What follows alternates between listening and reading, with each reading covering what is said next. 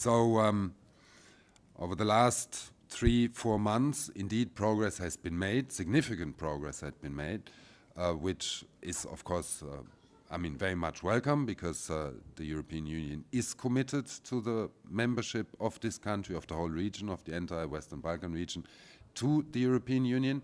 Once, of course, the conditions that we put, like in every club, you basically, who your new member in that club will be, as to what conditions are required, the club decides, with a little bit of margin, of course, for discussion.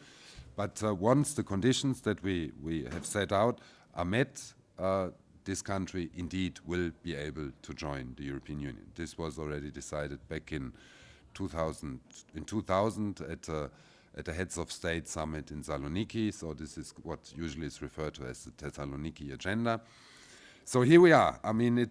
It's good progress, and we are obviously now, obviously also, the government formation at state and federation level is still outstanding, although one hears that things might come together and soon governments will be formed.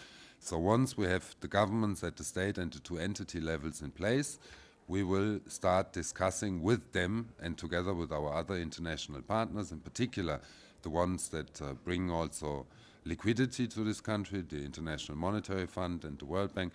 We will start discussing with them a meaningful reform agenda to address the concerns that many people have, that there are not enough jobs, that the social benefit schemes target rather those that have a status than those that have a need.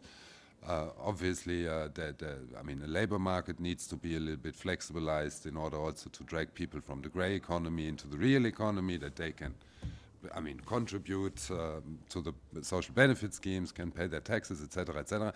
So this work will start as soon as we have governments.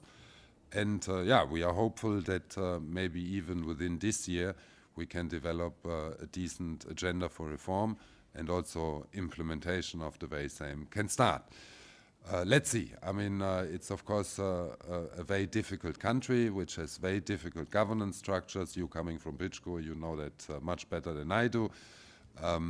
Many things need reform. Functionality improvements of the governance structure, of authorities, of institutions, are of course urgently needed, but obviously one also has to start from somewhere.